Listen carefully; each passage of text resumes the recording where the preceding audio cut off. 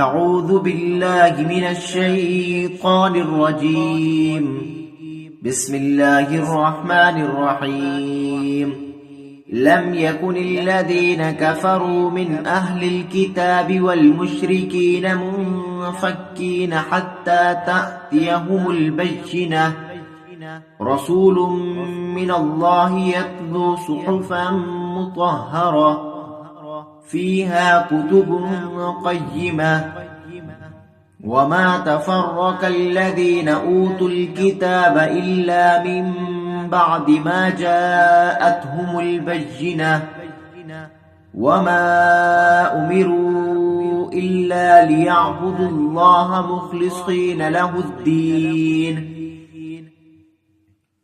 حنفاء ويقيموا الصلاة ويؤتوا الزكاة وذلك دين القيمة.